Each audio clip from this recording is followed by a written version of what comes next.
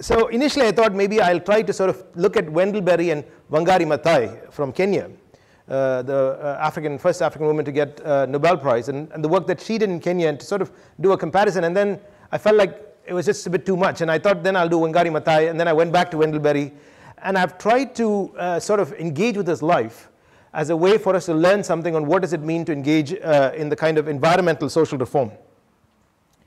I must say that there is not a single good biography on his life, which makes it challenging.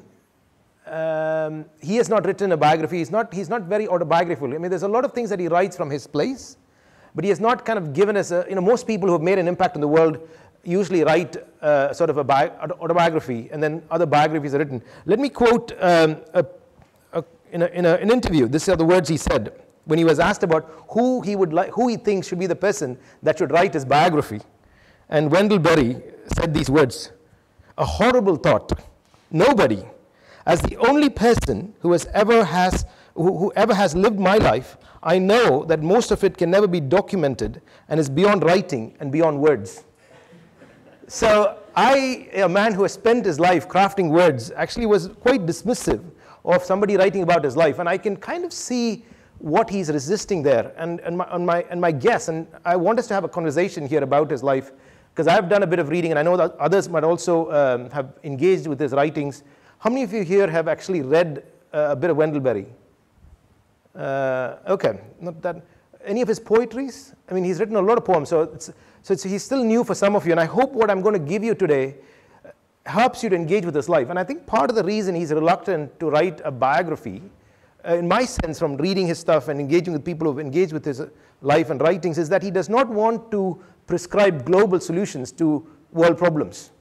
He's not trying to, he doesn't want an abstract sort of program that you can take from Kentucky, where he lives, and apply it somewhere else in Africa. So part of the reason I think he has not created that sort of document about his life is that you have to sort of engage in the realities of your local area and deal with it there. So I think that itself is a clue as to why we don't have a good biography. But I hope one is written, and I'm pretty sure I'm not the one to do it, even though I love reading biographies, because it gives you the form of that person's life in the context of what's going on in history. So in a sense, biographies are also commentaries on social history. And I want somebody to write a biography that is able to narrate his life around the questions of what was going on during the Cold War in the US, but also some of the conservative liberal culture wars in the US. I really hope that somebody can write a biography that can help us engage with this life. So as I said, I've had to then rely on interviews, YouTube videos. There is a biography that I did find written by this guy here, but a lot of the book is about, it's a bit of a biography by Andrew Agyal, but even in this biography that I read, I found that so much of what is in the biography is about the books he has published. He's engaging with ideas that are there in the books. It does, and Wendell Berry is not this sort of social reformer that's gone out and done something in the sense, I mean, he's done a lot, but he's not like the other social reformers that I've studied that are sort of activist in the sense of accomplishing something. They didn't have a program that they set out to accomplish. He just basically stayed in the same place for a long time and written what I think is profound. I think he is a prophet for our times, and he speaks into our world in ways that if we listen carefully, there's much we can draw from his life, not just his writing. So I'm going to try to do that, and I hope you can sort of track with me as I share with you my sense of studying this man's life. I don't have any experience in farming. I don't have any background academically with agricultural environment. So I was coming into this field of study feeling like I just don't understand some of the language. My background is in politics and in international relations, and I'm trying to connect everything to that sort of field of study. So I'm looking at farm bill legislation and seeing like, how did Wendell Berry's writing connect to what farm bill he was referring to? And there was so little out there to help me get a handle. But I think everything Wendell Berry has written comes out of something concrete that he was speaking into. There is a genuine sense in which he was not sort of giving the sort of, as I said earlier, the sort of solutions for world problems. But let me maybe use a personal story from my own life to capture some of the challenges of what it is like to be Wendell Berry, if I can sort of put it that way, and what is the context in which he has lived his life. So this is a personal story from about 15, 13 years ago. I was in the United States in Madison, Wisconsin, which is a lot of farming.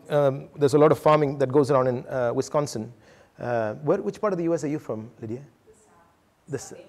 Okay. Tennessee. Okay. I was in Madison in Wisconsin, and I had gone to meet with a Christian leader who was part of the missions organization that I was working for at that time, and we were having a meeting, and he just sort of looked out of his window, and he said these words. He said, the liberals are trying to take over this country.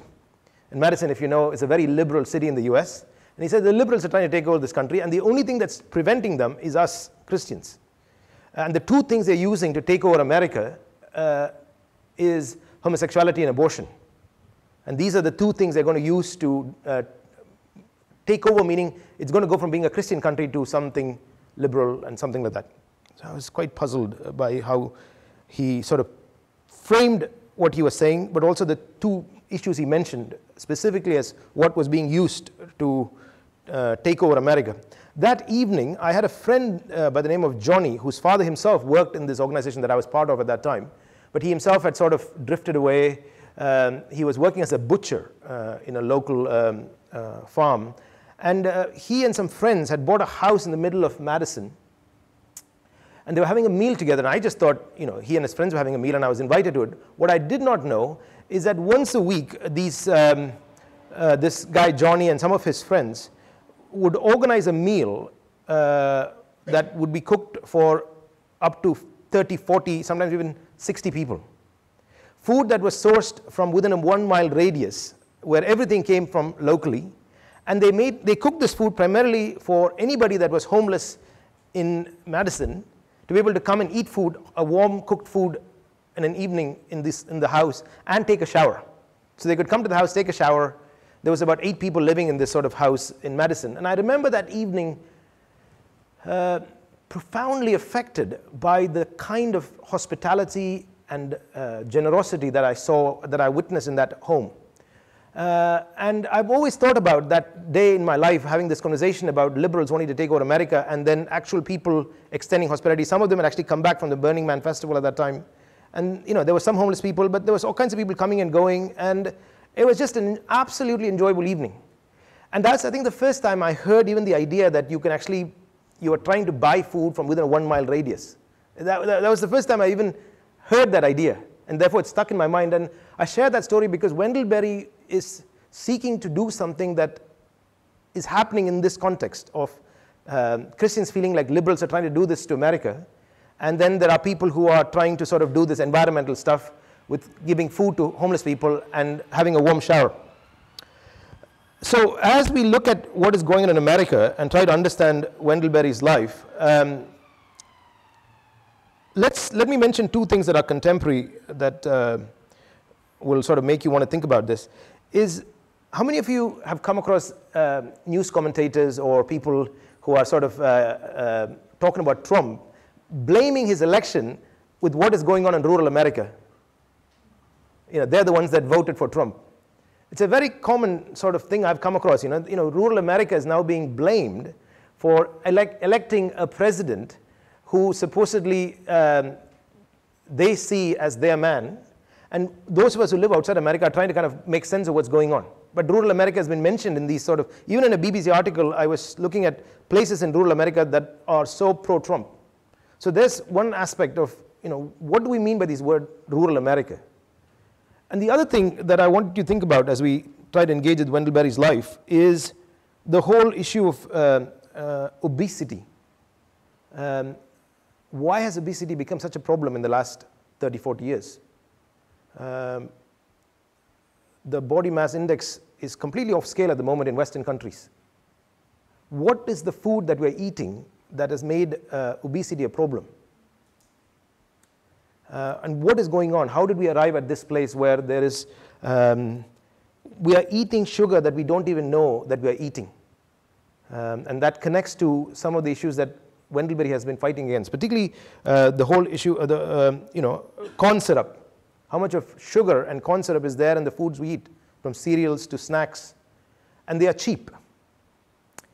So Wendell Berry, I think, is somebody that for over 5 decades, 6 decades now, he's actually 84.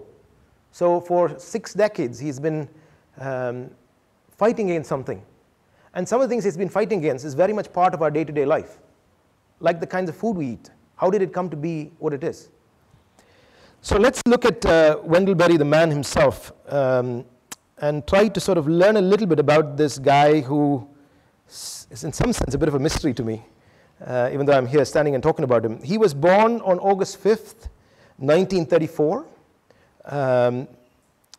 He's a prolific author. He's written essays, poems, fiction, and has given several prominent public lectures, including the Jefferson Lecture. So he's somebody that is incredibly, his output in terms of writing is unbelievable. He's written about 50 books at the moment. And if any of you are thinking of wanting to start reading Wendell Berry, I would recommend the 2 books that I borrowed from Hannah. One is called The World-Ending Fire, and I just watched an interview about what he means by these words, the world-ending fire, and this book of poems called The Peace of Wild Things. So Wendell Berry is born in 1934. We're looking at the American Depression. He's born into a farming family, and he is sent to a military institution, or what is called the Millsburg Military Institute, where he spends 4 years of his life between 14 and 18, and he absolutely hates it.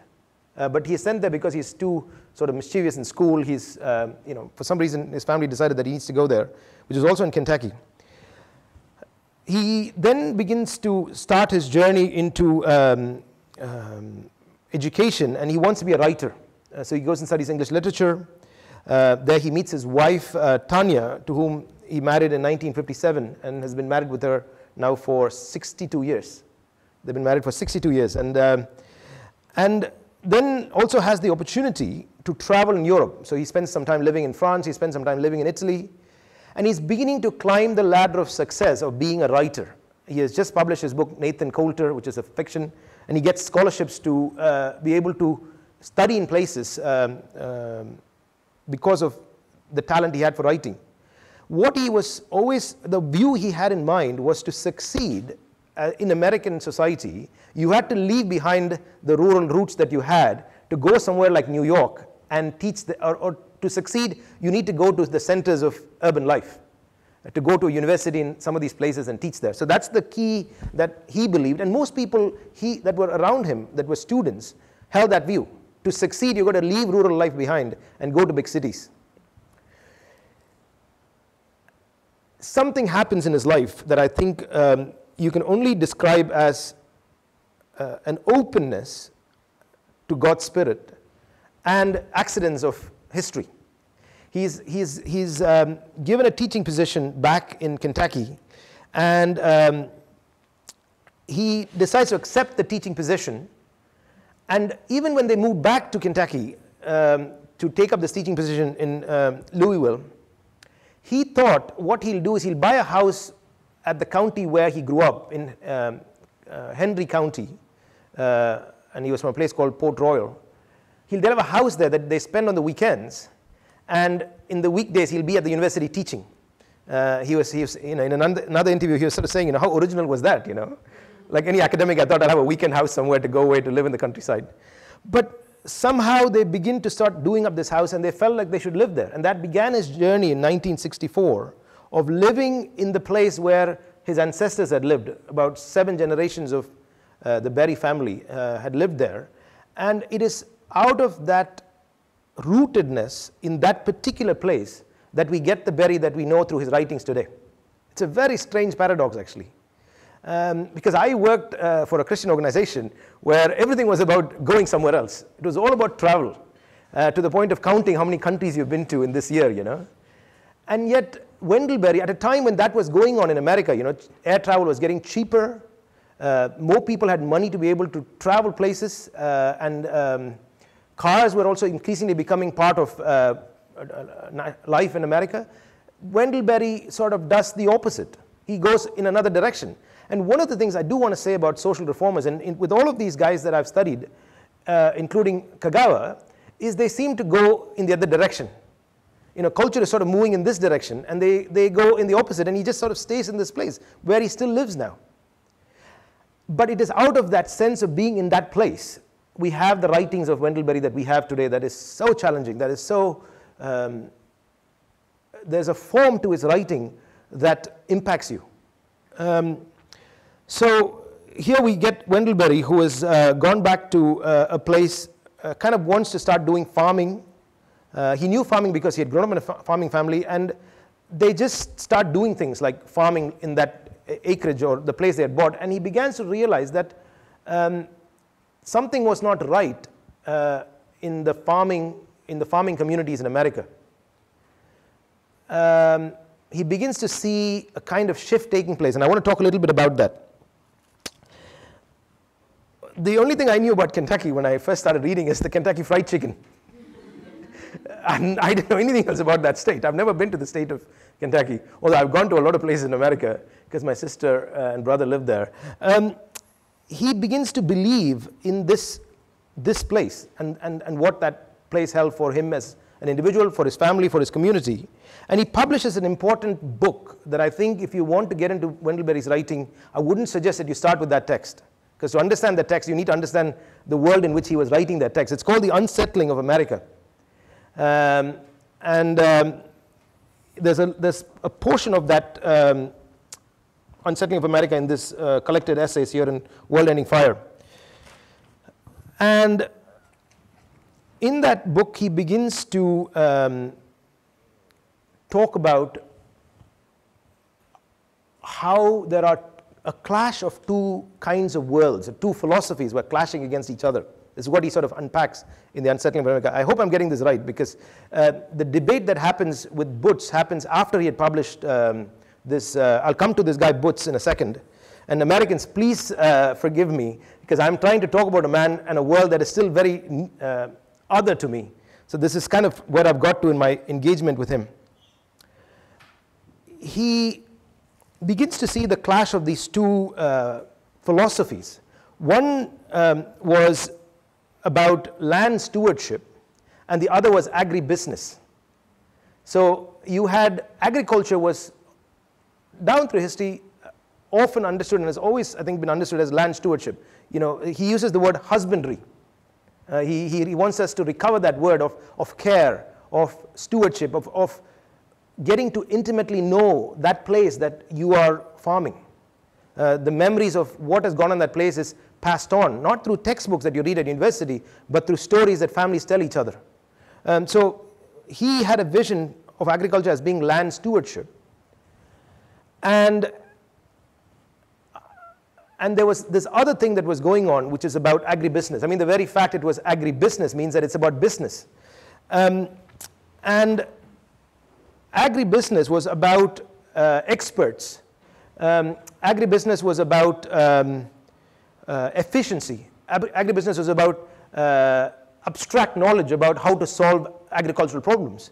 Whereas land stewardship was about personal knowledge. It's about caring for that place as part of your responsibility. And here we need to sort of talk about a guy that in many ways was the sort of the counterpoint to Berry, was a guy named Earl Butz. I hope I'm saying his name right.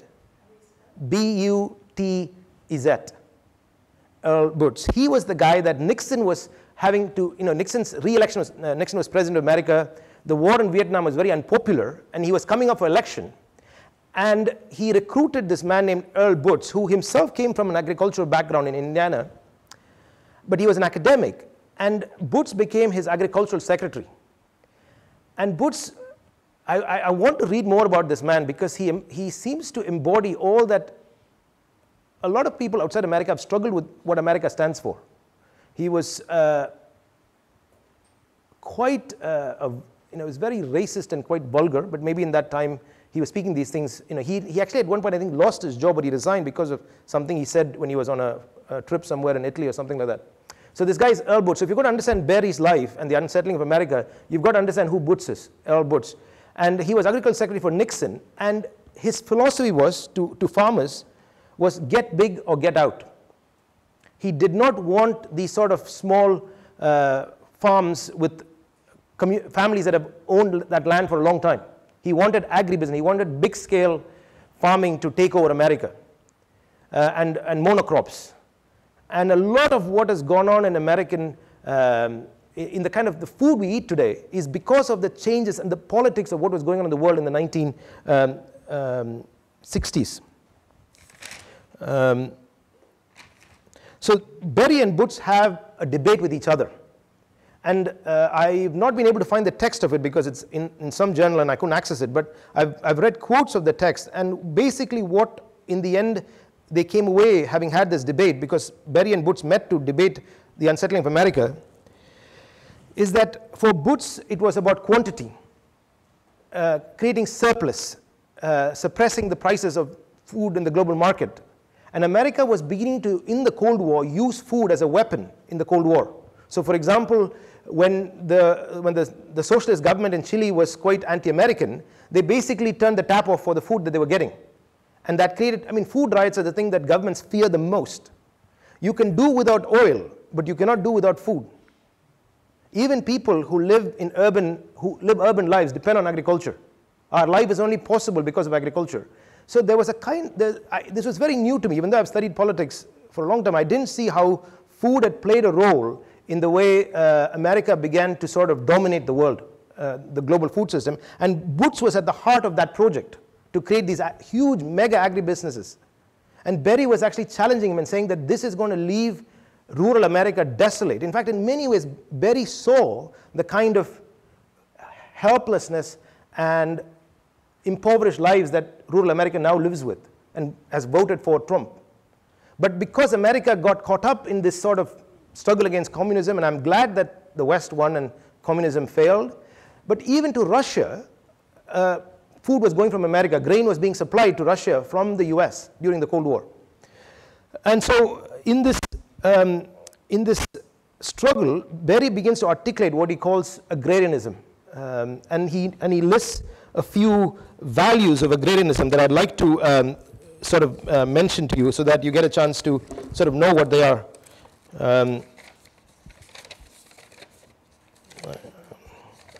As you can see, I have lots of paper. Okay, so these are Berry's agrarian values as opposed to the sort of industrialism that Boots represented.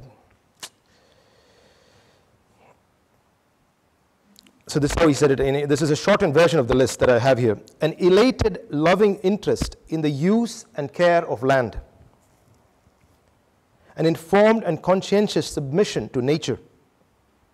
The wish to have and to belong to a place of one's own as the only secure source of sustenance and independence.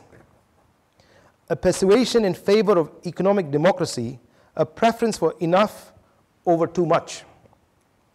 Fear and contempt of waste of every kind and its ultimate consequences in land exhaustion. A preference for saving rather than spending. An assumption of the need for sustenance or household subsistence or household economy. And I'll explain some of these in a minute. An acknowledged need for neighbors and a willingness to be a good neighbor. A living sense of the need for continuity of family and community life. Respect for work and as self-respect for good work. A lively suspicion for anything new, contradicting the ethos of consumerism and the cult of celebrity. So this is sort of Berryism, if you can call it. You know, he said, if using a computer is the new thing, then rejecting using it is the newest new thing.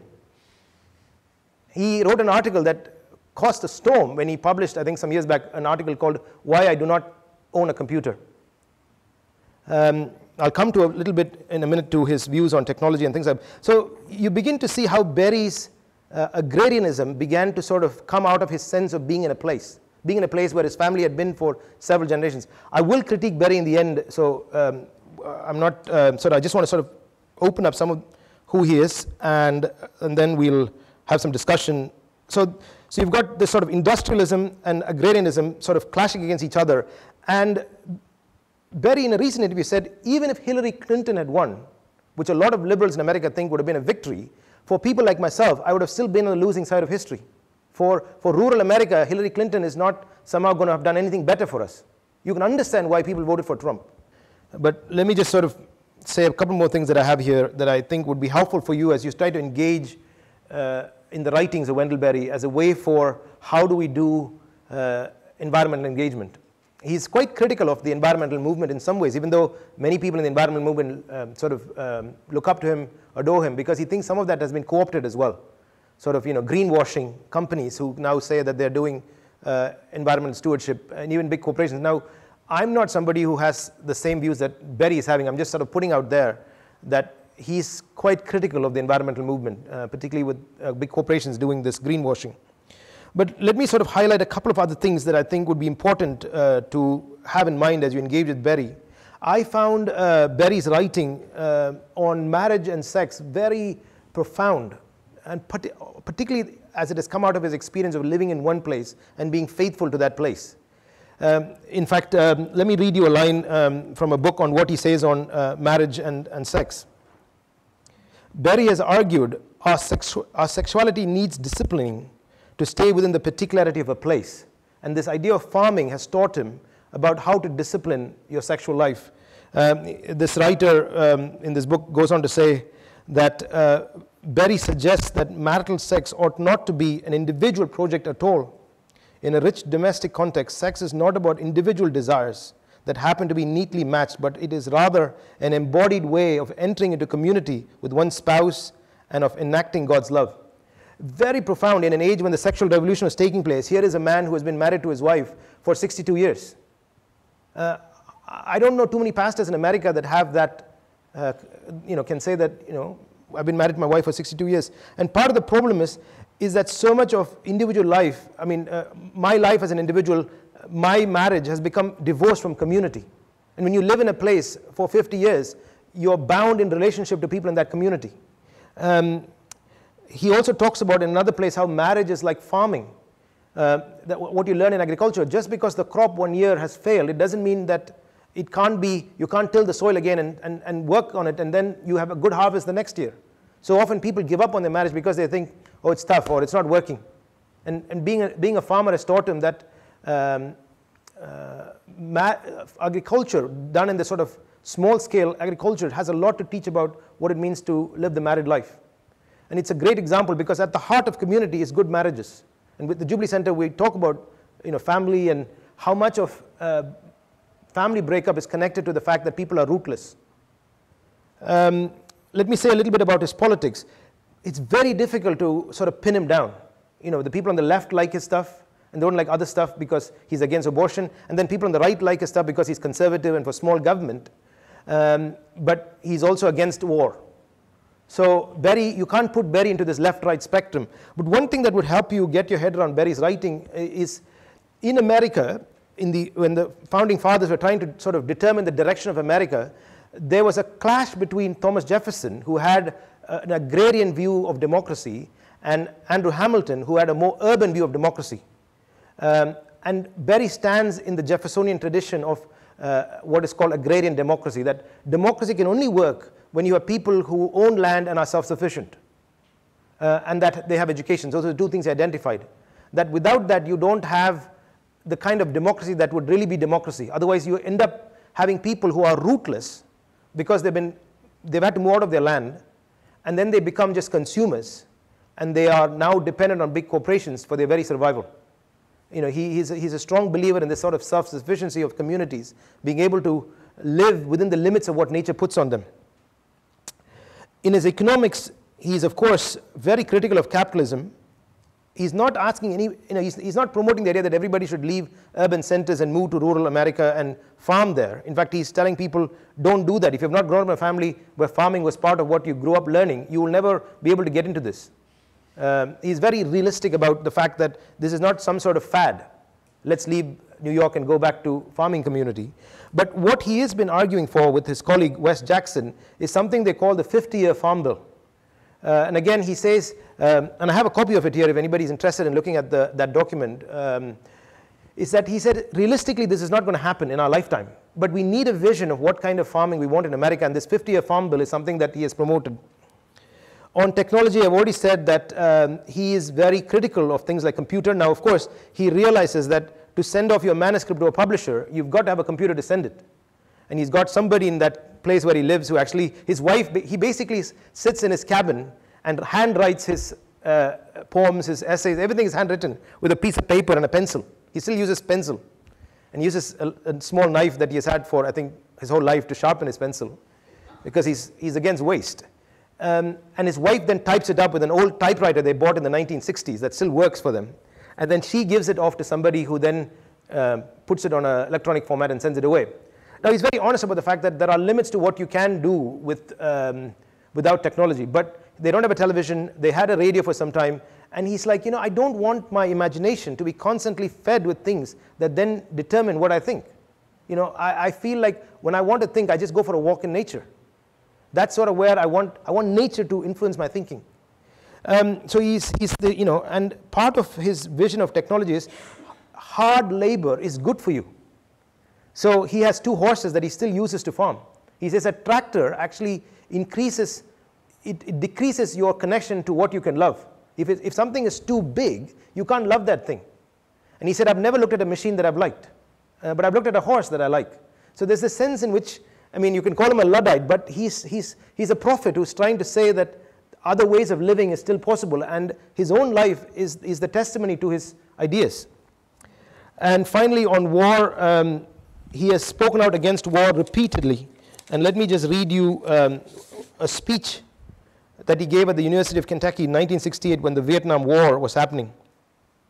There's also some very good stuff he wrote after 9/11 and some of the legislation that the Bush administration brought in on surveillance and all of that. But this is what he said about war. We have become blind to the alternatives to violence. This involves us in a sort of official madness in which, while following what seems to be perfect logic of self-defense and deterrence, we commit one absurdity after another. We seek to preserve peace by fighting a war and to advance freedom by subsidizing dictatorship, or to win the hearts and minds of people by poisoning their crops and burning their villages and confining them to concentration camps. We seek to uphold truth. We seek to uphold the truth of our cause with lies and to answer conscientious dissent with threats, slurs, and intimidation. I have come to the realization that I can no longer imagine a war that would believe to be either useful or necessary. I would be against any war. So he is a pacifist. He believes that war is another manifestation of this rejection of limits. He wrote an essay called Hell Has No Limits. Nature teaches us to live with limits. Marriage is learning to accept the limits of what that institution, the form of that institution is meant to be. To not have limits is to go against the grain of nature. Limits is what is expected of you. And war is a way of wanting to dominate. And so he rejects war. And finally, I wanted to say something about his poems, or the way he has used words as a writer. And let me give you one, I think I have it here. No, it's here. On his use of words, and then I'll talk about his Christianity, and then we'll open it for some questions. Berry's concern is our fidelity to words and their meaning. And he writes, we have seen for perhaps 150 years a gradual increase in language that is either meaningless or is destructive of meaning. He is so profound in the way he uses words. I've not come across a writer who is he's a craftsman with words. And he talks about how if you have a small garden, you've got to have choices about what you can grow in that small piece of land. And you've got to make choices.